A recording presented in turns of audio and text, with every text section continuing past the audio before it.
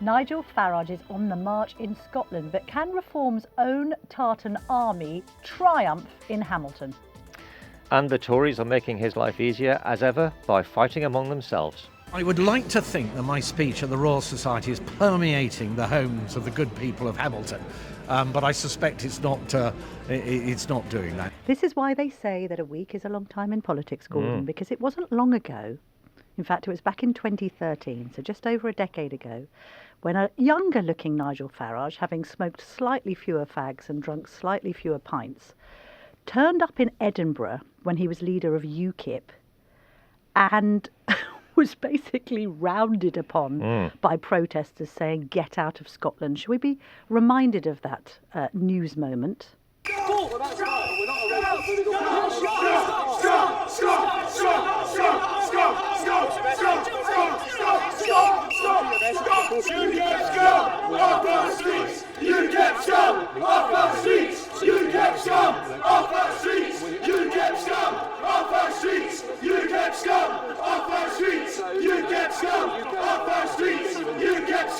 I thought I heard someone say the word scum at some point there. I'm not sure. It Was reminded me Angela Rayner there? Yes, it reminded me a bit of the miners' strike in 1984. Wow. Yeah, he got heckled in Edinburgh. He's been chased out of pubs in Aberdeen. His parties have routinely been rejected at the ballot box in Scotland. Scotland, of course, being a country that voted to remain, and in some areas voted hugely to remain. But we're in different territory now, and they are a-changing, aren't they? It's amazing, isn't it? So we've got the by-election happening today. We won't know the result until the morning, and we will update you with that in tomorrow, Friday's Daily Tea. But what looks interesting is even if Reform don't win it, and I did speak to Richard Tice earlier, and I don't think he would mind me disclosing that they think it's very tight between the SNP and Reform, which represents huge progress for Nigel Farage's party. And really what they're hoping to get out of it if they don't win it, and I think Ben Butcher on our data desk thinks it's unlikely, is to come second, so to push Labour into third place and leave the Conservatives, I mean, I don't know, somewhere dangling off Hadrian's Wall. I don't know where the Tories are in Scotland. Well, they might not even come fourth. There's a distinct possibility that they could come behind the Greens, could come fifth or even sixth. Behind the Greens. And it's a we should make clear this is a Holyrood by-election, not a Westminster by-election. But the point is that if the Tories are in the territory of coming fourth or below in any election, frankly, that's pretty terrible. It's pretty terrible optics, and it's not great for Kemi Badenoch as she tries to convince people that she's, taking the party forward and that they're recovering from last year. And she's going to be doing a speech on Friday where she declares an intention. Shock horror, Gordon. She's going to say, let me get the precise wording, because it has been what we call in the trade, pitch rolled. She's going to declare, "I have always been clear that if our national interest means that we need to leave the ECHR, we will leave," channeling her inner Robert Jenrick. Because this is the problem for all of the main parties now, and we witnessed it with Starmer in the week. Keeps on banging on about Farage supporting Russia and saying anything he can. Started to use the attack line that Farage wants to spend too much government money. Starmer, I think you may be staring in a mirror there. But the point is that all of these parties, we can expect them to be playing catch up in England, but in Scotland. And the Reform candidate, this Ross Lambie, he's a South Lanarkshire councillor. He defected from the Scottish Tories, so he's got a little bit of political history. He's an architect, very sensible person. Don't you find these days that the candidates that Reform are putting forward, we'll get on to Sarah Pochin in a moment, who is quite presentable, let's be honest, regardless of whether you think her burqa ban idea is controversial or not. But these are serious contenders, aren't they? Well, the ones that have either won or look like they're in with a chance, or certainly that come to the fore because of these by-elections, where obviously there's a lot of attention on one person at a time, certainly are. And we've said before, haven't we, that the problem Reform have had in the past has been that they haven't been very good at vetting candidates, partly because of money. It's quite expensive to do. They have had some very big donations recently, as we know, and one of the things that Nigel Farage is very keen to do is to massively professionalise that vetting process so that the quality of the candidates they have at the next general election should be much higher. So he's been in town all week. Has he made a mistake with suggesting that he's going to scrap the Barnett formula, though?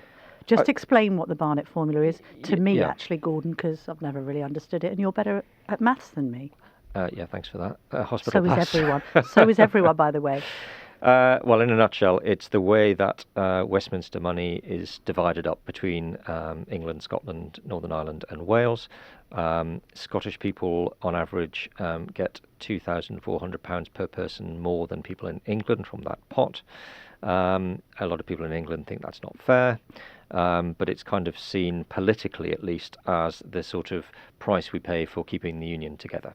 And now, obviously, Nigel Farage is a unionist, but he thinks that Scotland should pay its own way. And I guess what you then get into is conversations about things like oil money and whether Scotland should be allowed to keep all those oil revenues for themselves. It's a debate that's gone on for, 50-odd years since the Barnett formula was introduced.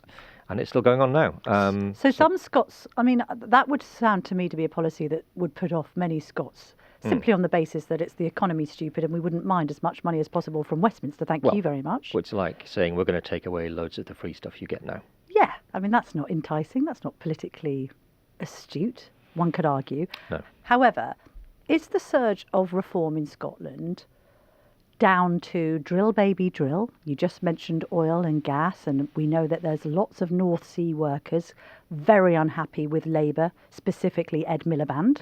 Yeah. Or is it just because they're looking at the SNP and Labour, since the fall of Nicola Sturgeon, what's happened to the SNP? John Swinney has been comparatively invisible compared to his predecessors, right? Particularly Sturgeon, who, again, like her or loathe her, was a massive character in Scottish politics and actually quite good to a point at Scottish politics until she started going down some trans rabbit hole and never fully recovered. Yeah, I think you can only see this as, yet another example of a sort of protest vote against the traditional parties. Reform haven't really moved their position at all. The Scottish people have moved their position, if anything, in terms of being prepared to vote for a party that is, a Brexit party, the opposite of what they voted for in the past. I think the SNP, as you say, a lot of people are becoming increasingly disaffected with them. Their record has been poor. Reform, of course, don't have a record to defend. And there is a lot of disaffection all around the UK with the traditional parties.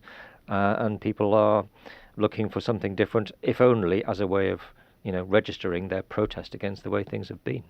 I wonder whether the immigration argument plays as well in Scotland as it might do down south. We've got Anas Sarwar, the Labour leader in Scotland. He's been very critical of Nigel Farage, and he's been quite open in his kind of condemnation of what he says are dog whistle tactics employed by the Reform leader. We then had Reform posting that online video that was ahead of the by-election, basically saying, well, Anas Sarwar has said he will prioritise the Pakistani community. To be fair, Sarwar, who is a Pakistani, did say that. He said that verbatim. I wonder how that plays with the Scottish nationalist crowd. Yeah, well, I guess it's divisive, isn't it, is the answer. There will be some people who will be very pleased about that, and there'll be some people who will be very angry about that, I'm sure. But, I suppose in fairness to Sarwar, he is being honest. And in the same vein, I think with Nigel Farage, with this Barnett formula stuff we've just been talking about, he is at least being true to himself. I mean, he can't really go there and say, I'm massively in favour of the Barnett formula, because we know he's not. And he's criticised it for all the time that he's been an opposition, politician or an opposition figure before he was an MP. Let's just look at the stats. So I mentioned Ben Butcher earlier, along with Ollie Corf there on our data team, and he's basically summarised what needs to happen for Reform to see a proper surge. So we've got the SNP currently on about 30% of the vote share. What's happened here, though, is, as you say, with this idea of the Tories falling into 4th, 5th or 6th place, you have got quite a lot of competition from the Lib Dems, the Greens, with the Tories maybe being forced into 3rd, 4th, 5th, whatever place. What that indicates is we've got a kind of split party situation. For Reform to succeed, they need to overtake the SNP, basically. So the SNP can win seats on 30 to 31%. The electoral maths has it that if Reform want to win seats there, they're going to have to swap places with the SNP and be on 30, 31. That seems unlikely at the moment, but it's going to be a big win, isn't it, for Farage, if he can say we've come second in Scotland? At the moment, we're talking about an election that's happening today, but we're also looking ahead to a general election that is going to be in 4 years' time. So at the moment, Reform are on 24%. That obviously could go up.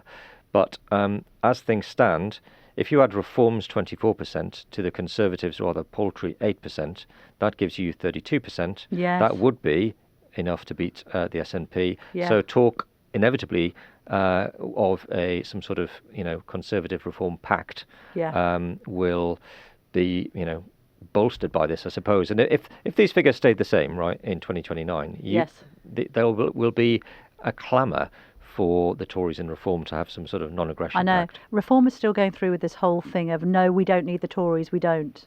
And maybe on current polling, they don't. People in Reform often point journalists like you and me to that post-Runcorn by-election national vote share translation, which basically said, look, they're on 30%, and because the others are so diminished, they can actually win a majority. Can we just talk about whether the Tories have completely given up on Scotland? We'll get on to Mel Stride versus Liz Truss in just a moment. But our producer, John Cadigan, went to Mel Stride's speech today. He's doing a big set-piece event on the economy because we haven't heard all that much from either him on Badenoch. We've heard what they don't like about what Labour's doing, but they haven't really set out their own stall. He's given this big speech, and then John asked him about the by-election, and he sounded quite dismissive, actually. I just wondered if there's any connection to the fact that we've got the Hamilton by-election today where it looks as though your party could finish fourth. Are you slightly running scared of Nigel Farage and Reform? Is that why you're out here today and why Kemi Badenoch is out tomorrow speaking about Not at all. I would like to think that my speech at the Royal Society is permeating the homes of the good people of Hamilton. But I suspect it's not doing that. No, this speech is something that's been a while in the making. We've done a lot of deep thinking about the direction of travel that we think the economy should have to create that higher productivity, higher growth economy.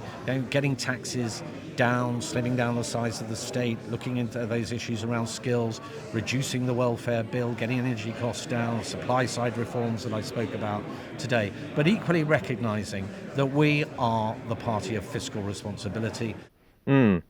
Well, Sir Mel, as we have to call him now. Do we? Yes, he is. Actually, Sir Mel. I didn't realise the other day with your copy on James Cleverly that he's a Sir James Cleverly. I know, it's hard to keep up, isn't it? Have any of them not been given knighthoods? You have to check all of them before you write about them, just in case. Yes, look, he's having to resort pretty much to sort of making a bit of a joke out of it, isn't he? Because they can't really say anything very positive about Scotland, about Hamilton, about anything really much at the moment, because nothing's going their way. But also, can I just point out the absolute idiocy of his attack on Liz Truss?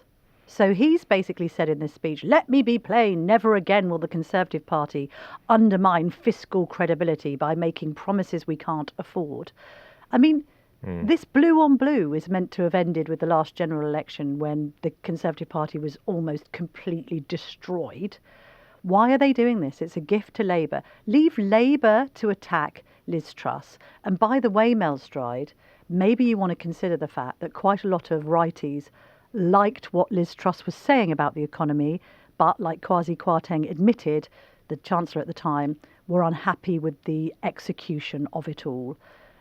This denouncing of your own is actually, I think, politically stupid. Yeah, and then Liz Truss has responded on X, accusing Sir Mel of being a creature of the system by siding with failed Treasury orthodoxy. So we've got an election happening, and the Tories are literally, as people are going to the polls, just arguing with each other, and it's not good. It's not good at all. Is it? And of course earlier yesterday we had Sir James Cleverly basically coming out against Kemi Badenoch's net zero policy. So what's wrong? I saw him I was walking back from a party, whatever night. I've been out a lot this week. I know. Dirty stop out. And I was walking back from a party with Chopper, previously of this parish, now of GB News. And we saw Sir James, and so I locked arms with him and said, "Oh, I've seen that you're setting the cat among the pigeons." And he's like, "Well, I just believe in wind farms." I was like, "Oh, God, I'm not sure that's going to get you all re-elected, actually." No. But anyway, are Reform in danger of going off the reservation? What do you think of Sarah Pochin, who is very presentable? She's helped to solve Nigel Farage's woman problem in the party. She used to be a Tory. She stood up in the House of Commons at Prime Minister's questions, and her first question to the Prime Minister was, will you ban the burqa? Yeah, it's a difficult one, this, isn't it? I think it's about personal freedoms, this question, and I'm not a woman, but I imagine there are women who want to wear a burqa, who choose to wear a burqa, and who find it sort of liberating in some respects because, the men aren't looking at them. I don't know. I always feel slightly awkward about when I see people in burqas, because there is a tendency to think that perhaps they're being forced to wear them by men, but I don't know, because I'm not a woman. It's it's difficult, isn't it? I don't really like the idea of women of any religion covering their heads or themselves as a result of some degree of patriarchy. But at the same time, I would fight for a woman's right to wear what she likes. Yeah. And if it's a burqa or if it's walking down the street in a bikini, yeah, it's a free country. Yeah, I think obviously where we would probably want to be slightly tighter in the rules is in things like, security situations where, I also don't like seeing young girls completely covered.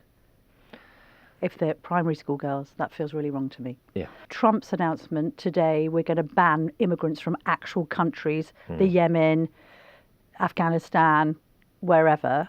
Should Farage ape such an idea? No, and I don't think he will, because he is all about controlled immigration. He's not about banning immigration.